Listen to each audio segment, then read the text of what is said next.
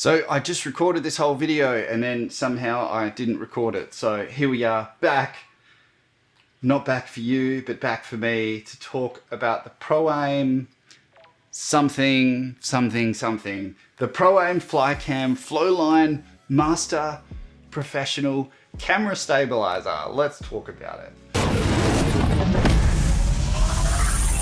We just picked this thing up. Takes a claimed 4 to 12 kilograms. And the Flycam Flowline Master Professional costed $914 US.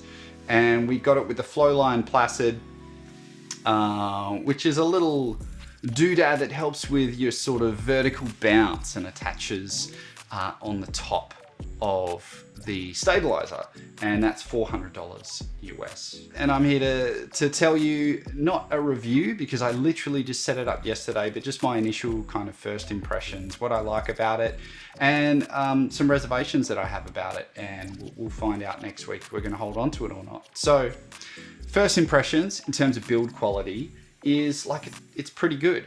I do notice straight away it is not an Easyrig. In terms of build quality, it's not quite there, at least in terms of the vest, but the arm, the Placid mechanism, the whole tension mechanism, all of that's really strong, really good. It's probably just some other issues around the vest itself, and very hard to make. You know, I might be like, oh, I don't know, it doesn't feel quite as strongly built, but only time is really going to tell us that. The main buckle where you do up the main strap, that is plastic, and it does feel a bit plasticky, but at the same, and like it could break, but at the same time, if it did, that would be a very cheap and easy part, I would think, to replace. So yeah, so some aspects of the build quality I think is really excellent. Some of it I'm like, it's not bad, but it's not like amazing. Yeah, but at the same time, like it's a good value product. It's a budget option. You know, there's going to be some concessions there. Setting it up was a little bit tricky. Like there's this one bit where it's behind me. There's this one bit where you have to, when you're attaching the Placid up here, not too hard to put on. By the way, Proaim, if you watch this, could really do with a, the PDF you provided is good, and that's what I use, but I think it would be really helpful for people to provide like just a video breakdown, like step by step, this is how you take this apart. Totally lost my, yeah. It'd be really good to have a video up on your site, like just showing step by step exactly how to do this. And you tell me if you guys can actually thread the string back through this. So here, the tension string, right? This part, the camera hook, you can get like a quick release thing. They do sell one, I think it's around $80 US to attach to the camera or camera rig. That's might be something we look at. But you have to unscrew this, and then the string goes through this, which is smart because holds it, stops it from being able to, you know, unravel and go through there at the moment, because according to the instructions, you got to thread that string back through this. I could not for the life of me do that, so I don't know that you can physically do that. So yeah, I've just tied a lot of really crappy knots in there, so we're gonna have to come up with a more safe and permanent solution. But other than that, nice and clear and easy putting this. You have to turn some things the other way around, but that all went on okay. Probably my biggest qualm with it at the moment is, and this isn't a criticism of the build quality or anything like that, it's just I'm not sure I'm the right fit for this. This is how I had it rigged up the first time, which is I really tightened this, and you can see I've got plenty of clearance now for my head, yeah? But look at how high up, like my hips are down, my hip bone is down here. And so all of this is up here. It's like digging into just above my stomach. My back's kind of trying to mold. Stomach fat's wrapping around that strap.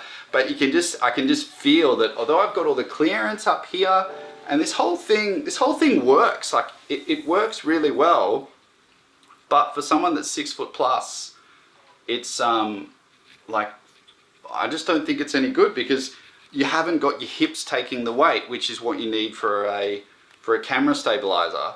So having this rigged up for a long time, you know, day by day, week by week, would just, I think, it set up like this would be horrendous for your back. Whereas if this bar was longer, and I can have this down low, tight around the chest, tight around the hips, with the weight being taken by the hips, as it is right now, like that weight isn't on my hips, it's on my back. You really want to have the most of that weight sitting on your hips, not on your back. One of the main, there's 2 reasons we have for buying this thing, and that is to help with that fatigue, you know, getting that weight off the shoulders and the back on long days shooting. And the second reason is just to help steady some handheld shots, like a bit, like not crazy steady. We've got gimbals and that sort of thing for those kinds of shots, but just to help maybe with get a bit of more of a flowing kind of movement, especially when you're using lenses that do not have image stabilization and cameras that do not have internal image stabilization. So then I ended up loosening the straps. I did manage to get it down right around my hips, and that was feeling much, much better. You still have to really make sure you're activating your core and standing in a good posture, or else you could hurt your back. But then to have it sitting there on my hips, the upper buckle strap, which comes across, should be across your chest around here, is up like here on me. It's not quite cutting off on my neck, but it's just below, and it's not super comfortable and not where it should be. So, but then this is like right here, and look at this. This is like banging my head. And just show us, yeah, banging the head. Ow. Ow. Like the Placid, the attachment on the front, and that was the first thing I opened up. Like that build quality, you can just feel it. That's a really good quality accessory. It's really good. I'd mainly be looking to use this with the Ursa G2. Our 6K goes on a gimbal or is on a tripod as a B cam. But I just tried to put a rig together that was a bit stupidly big with the 6K, with a Sigma 50-100, just to try to get some weight on it, and a big V-Lock battery, and use that. And shot the B-roll all, no slow-mo, just all at 24 frames per second, get a sense of the movement. But, you know, it works really well. You can put it kind of in front of you, a bit off to the side, up on your shoulder. You can lower it down. I guess the difference is, compared to going handheld with a shoulder rig or something, is that when you have a shoulder rig, as much as that might be more weight on you, you can put it down at any time. When you've got the Easyrig on, you've got it on. And it's not necessarily a piece of gear that's really great if you are on your own without an assistant or another crew member just to help. Whether you want to, say for example, I was shooting kind of up here, and I had the tension right for a level of movement kind of from being up here to just here, but I wouldn't be able to bring it right down to my feet. Like if I'm doing shoulder rig stuff, I can quickly pop the camera down if I want to run low behind someone or something, right? But with this, I think you'd need to have someone assist you to lower that tension, so you can get the string right down real low if you want to get some of those shots. Otherwise, you've got to unhook, take the whole thing off, pull it off, try to get that right at a guess, put it back on, put the camera on, and then see if you got it right. So, you know, it's a really great tool, and in the right situation, it's going to make your job easier and enable you to, you know, just focus on the shots without kind of that being so much harder to do because you're just fatigued. You know, it's always harder to go to give that extra 5 or 10% when you're just feeling really tired and exhausted. And I think that's what this is really about. Like, And you know, then there's a level of practice, which is just about, if you're using this thing all the time, okay, when do we put it against the body to just use some of the natural kind of body movement as we're moving, or when do we let it just kind of float and hold there on the string, and we're just virtually touching the thing to just kind of aim it. Yeah. So yeah, in terms of the build quality, again, I've hired Easyrigs plenty of times. I feel like the vest on those, you can feel it's more rugged, but at the same time, if we hold on to this thing and it's working really well and it's held together in 2-3 years and copped a lot of punishment on set, we'll know, you know, no, this is great. Only time's going to tell us that. If we do choose to send it back, it's not a build quality thing. It's not that it's not working properly. It's a physical, it's not quite the right fit for my body. Yeah. Yeah, I'd love to be able to recommend it, but it's just not a right fit for us. So we're going to call Proaim, return this.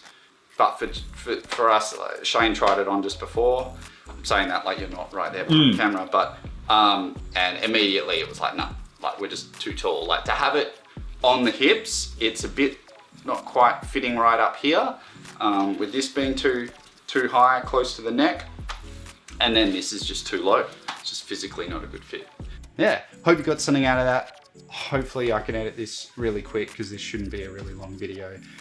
Hope you're doing well. I hope you're keeping healthy.